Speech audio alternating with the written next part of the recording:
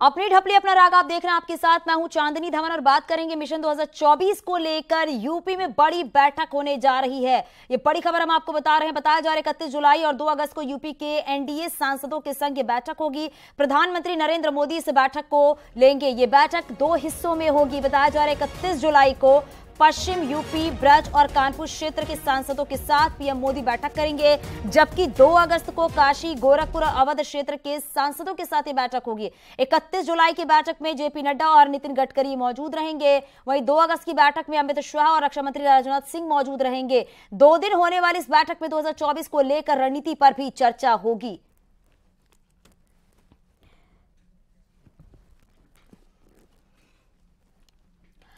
और दिल्ली से सहयोगी अनूप गुप्ता हमारे साथ जुड़ गया है। अनूप, जरा बताइएगा, क्योंकि जो एनडीए की बड़ी बैठक होने वाली है सभी सांसदों के साथ, ये बैठक कितनी अहम मानी जा रही है और क्या एजेंडा इस बैठक का?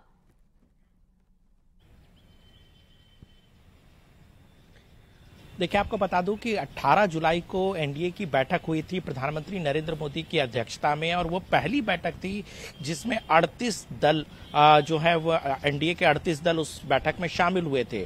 प्रधानमंत्री नरेंद्र मोदी ने उसी दिन इसकी पूरी रूपरेखा जारी कर दी थी कि किस तरीके से एक समन्वय के साथ एनडीए आने वाले लोकसभा चुनाव में साथ मिलकर लड़ेगी।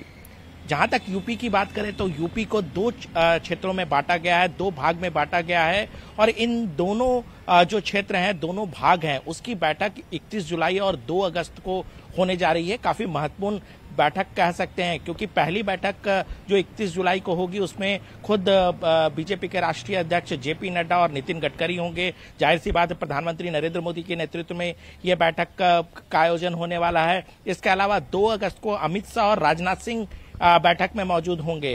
कुल मिलाकर के जो एजेंडा है कि किस तरीके से पूरे जो एनडीए गठबंधन है वो समन्वय बना करके आगे लोकसभा चुनाव तक किस तरीके से जाता है, क्योंकि देखिए ये बहुत जरूरी है कि साथ मिलकर किस तरह से चुनाव लड़ा जाए जिससे कि ज्यादा से ज्यादा सीटें जीत पाए। देखिए, इस बार बीजेपी ने लक्ष्य बनाया था कि यूपी में पूरी की पूरी सीटें जो है लोकसभा का वो उसमें वो जीत दर्ज कराए। तो एक रणनीति तैयार की जाएगी इस एनडीए की बैठक में कि पूरे समन्वय के साथ लोकसभा चुनाव में जाया जाए और 100% रिजल्ट हो और सभी सीटों पर जो है वो एनडीए घटक दलों के उम्मीदवार को जीत मिल पाए। जी, बहुत शुक्रिया इस पूरी जानकारी के लिए।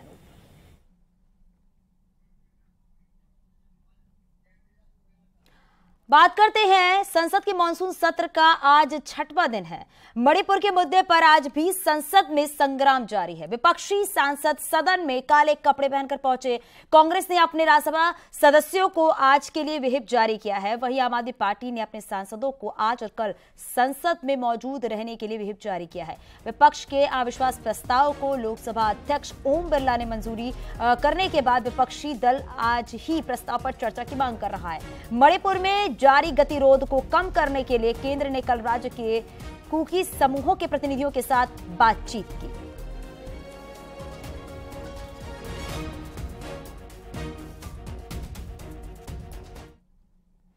बीजेपी के वरिष्ठ नेता मुख्तार अब्बास नकवी ने अविश्वास प्रस्ताव को लेकर विपक्ष पर निशाना साधा है। उन्होंने कहा है जनता का मोदी के प्रति विश्वास है, लेकिन कुनबे के लोगों का मोदी के प्रति अविश्वास है।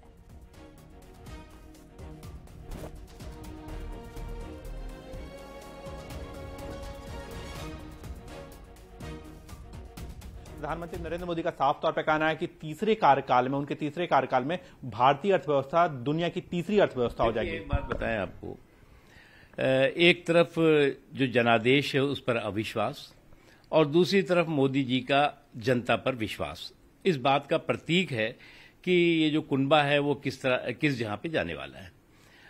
और उससे भी इम्पोर्टेंट है कि आज की तारीख में कुनबे के लोग जिस तरह के जादू टोने और जंतर मंतर में लगे हुए हैं, तो वो भी छू मंतर होगा।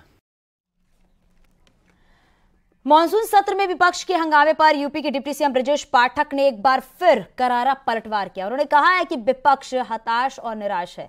जनता विपक्ष को पूरी तरह से नकार चुकी है। आप जानते हैं कि विपक्ष पूरी तरह से घबराया हुआ है, हताश है, उनके पास कहने को कुछ नहीं है। जनता ने पूरी तरह नकार दिया है। भ्रष्टाचार के दलदल में आकंठ डूबे हुए लोगों का समूह है, सत्ता के लोलुप लोगों का समूह है। दूसरी तरफ माननीय प्रधानमंत्री नरेंद्र मोदी जी केवल देश के लिए लड़ रहे हैं और भारत माता का झंडा आज दुनिया के पैमाने पर पूरी तरह से लहरा रहा है। विपक्षी दलों के काले कपड़े पहनकर विरोध जताने पर बीजेपी सांसद रवि किशन ने तीखा तंज कसा है।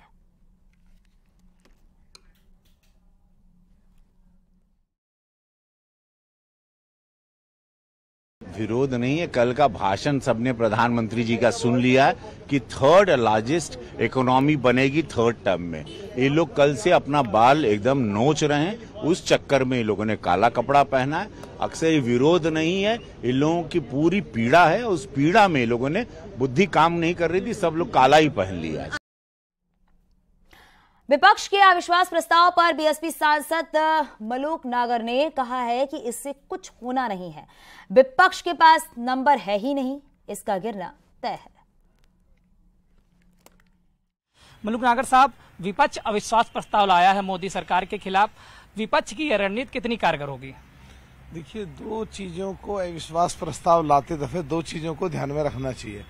एक तो ये कि नंबर कितने हैं, और दूसरा ये कि सामने वाला जब माननीय प्रधानमंत्री का भाषण होगा तो वो किस तरीके से सदन में बात को रखे, दो चीज पे डिपेंड करता है।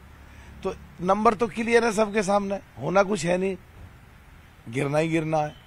दूसरा, जहां तक बात है, जो पिछले जितने भी घटनाएं रही हैं पार्लियामेंट में, जो आकर के जब प्रधानमंत्री जी आएंगे ये सब बोल चुके होंगे, हम सब लोग बोल चुके होंगे, वो आके बिल्कुल इस तरीके से लेंगे, ए से लेके जेड तक, कि सब साफ करते चले जाएंगे। प्रधानमंत्री नरेंद्र मोदी के राजस्थान दौरे से पहले सीएम अशोक गहलोत ने एक ट्वीट कर नया सियासी बखेड़ा खड़ा कर दिया है। उन्होंने ट्वीट करके पीएमओ पर आरोप लगाया है कार्यक्रम में उन्हें भी शामिल होना था, लेकिन बाद में पीएम कार्यालय ने मेरे पूर्व निर्धारित संबोधन कार्यक्रम को हटा दिया। गहलोत का कहना है कि वो अपने ट्वीट के जरिए पीएम मोदी का राजस्थान में दिल से स्वागत करूंगा। वहीं पीएमओ ने भी गहलोत के आरोपों का जवाब देते हुए उनके ट्वीट पर रिप्लाई किया है और लिखा कि आप कार्यक्रम में सादर आमंत्रित थे, लेकिन आपने ऑफिस से ये बताया है कि सीएम गहलोत कार्यक्रम में शामिल नहीं हो पाएंगे।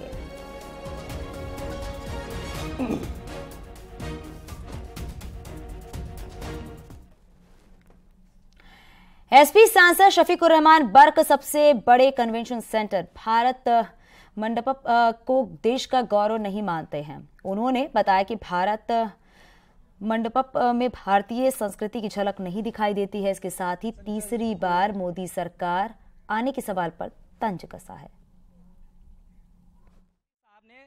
देश को सबसे बड़ा कन्वेंशन सेंटर दिया है, उसका नाम रखा है भारत मंडपम, और उसमें भारतीय संस्कृति की तमाम झलक दिखती है। क्या आपको लगता है कि भारत मंडपम देश का गौरव है?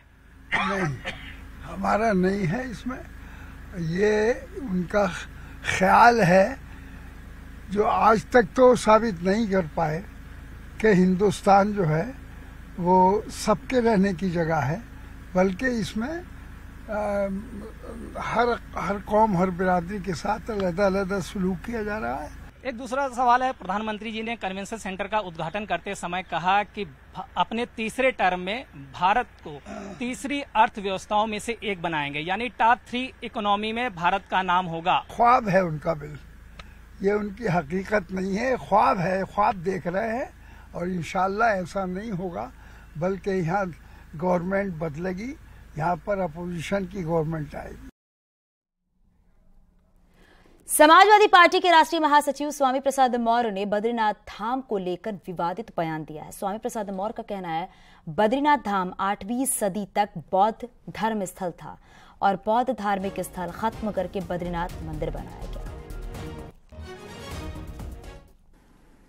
विकिपीडिया खोल के देखिए, आज भी स्पष्ट लिखा है कि बद्रीनाथ धाम 8वीं शताब्दी तक बौद्ध मठ था, बौद्ध धर्म स्थल था। तो और शंकराचार्य जी ने इस बद्रीनाथ धाम का स्थापना कराया था।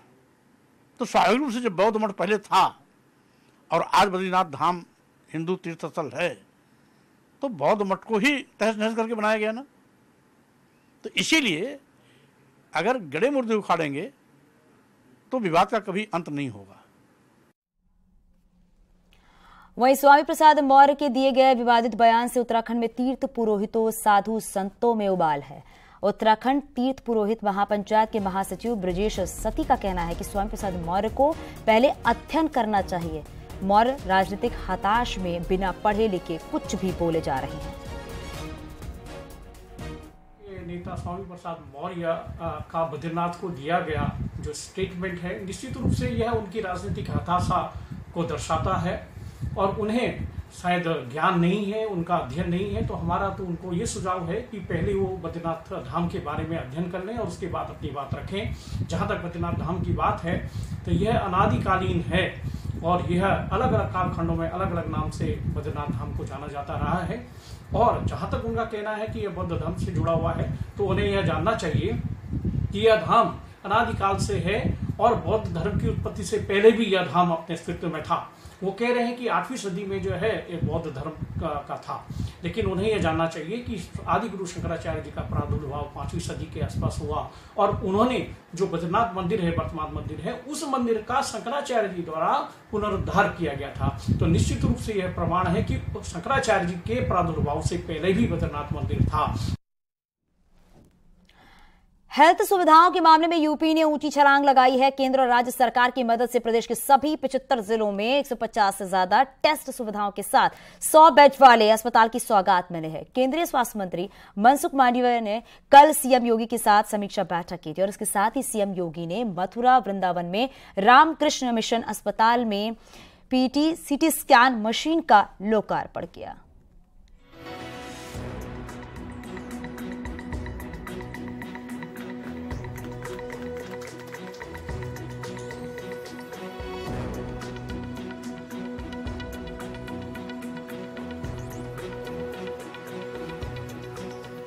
हेल्थ सुविधाओं के मामले में यूपी की रैंकिंग लगातार मजबूत हो रही है।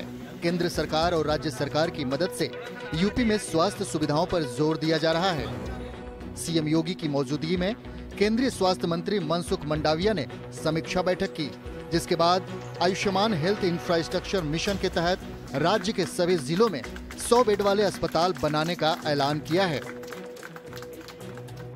उत्तर प्रदेश में भी 5,000 करोड़ रुपया के खर्च से Ayushman Bharat health infrastructure mission का काम स्टार्ट हुआ है। एक कामों में सबसे प्रमुख काम है यूपी के सभी 75 डिस्ट्रिक्ट 75 डिस्ट्रिक्ट में एक क्रिटिकल केयर ब्लॉक बनाया जाएगा। एक क्रिटिकल केयर ब्लॉक में वेंटिलेटर, ऑक्सीजन से लेके आधुनिक इक्विपमेंट से सज्ज 100 बेड की अस्पताल होगी। आयुष्मान हेल्थ इंफ्रास्ट्रक्चर मिशन को पीएम मोदी ने शुरू किया था। अब इस मिशन के तहत यूपी में हेल्थ सुविधाओं के लिए 5,000 करोड़ की सौगात मिली है, जिसमें 75 जिलों में क्रिटिकल केयर ब्लॉक बनेगा। हर अस्पताल में 100 बेड होंगे। 40 से 50 करोड़ रुपए से एक क्रिटिकल केयर ब्लॉक बनेगा। साथ ही हर जिले में आधुनिक लैब बनाए जाएंगे, जिसमें 150 प्रकार के टेस्ट मुफ्त होंगे। हम सब आभारी हैं प्रधानमंत्री मोदी जी के। उन्होंने प्रधानमंत्री जन आरोग्य योजना के माध्यम से आयुष्मान भारत की योजना देश के अंदर चलाई और देश की आधी आबादी को 5 लाख रुपए प्रतिवर्ष स्वास्थ्य सुविधा के लिए, स्वास्थ्य की गारंटी के लिए एक बीमा कवर दिया। कोई भी व्यक्ति 5 लाख रुपए का स्वास्थ्य किसी भी सरकारी हॉस्पिटल में, किसी भी पैनल हॉस्पिटल में जाकर के करवा सकता है। यानी प्रदेश के सभी जिलों में इलाज की सुविधाएं और अच्छी होने वाली हैं। यही नहीं, केंद्र सरकार की मदद से सभी जिलों के ब्लॉक में सुविधाएं बढ़ने वाली हैं। हर ब्लॉक लेवल पर 515 हेल्थ यूनिट बनेंगे। एक यूनिट पर 4 से 5 करोड़ रुपए खर्च होंगे, जिसमें सेकेंडरी और प्राइमरी सुविधाएं मिलेंगी। खास बात यह है कि इन अस्पतालों में आधुनिक इलाज के साथ सभी सुविधाएं सरकारी दर पर मिलेंगी। वहीं मथुरा वृंदावन के दौरे पर पहुंचे सीएम योगी ने रामकृष्ण मिशन चैरिटेबल अस्पताल को कैंसर की स्टेज बताने वाली पीईटी सीटी स्कैन की सौगात दी। सीएम योगी ने सभा को संबोधित करते हुए कहा कि प्रदेश में स्वास्थ्य सुविधाओं के कारण ही अब बेहतर परिणाम देखने को मिल रहे हैं। इन सभी क्षेत्रों में हुए प्रयासों के कुछ परिणाम सामने आए हैं। उत्तर प्रदेश के अंदर मातृ मृत्यु दर और शिशु मृत्यु दर लगातार इसको नियंत्रित किया गया है। नेशनल एवरेज के समकक्ष हम लाने में उसे सफल हुए हैं। हमें उससे और भी अच्छा करना है। सबसे बड़े प्रदेश में स्वास्थ्य सुविधाओं को बढ़ाने को लेकर योगी सरकार प्रयासरत है, जिसका नतीजा है कि आज ब्लॉक लेवल पर आधुनिक सुविधाएं मिलने जा रही हैं। Bureau report, news 18।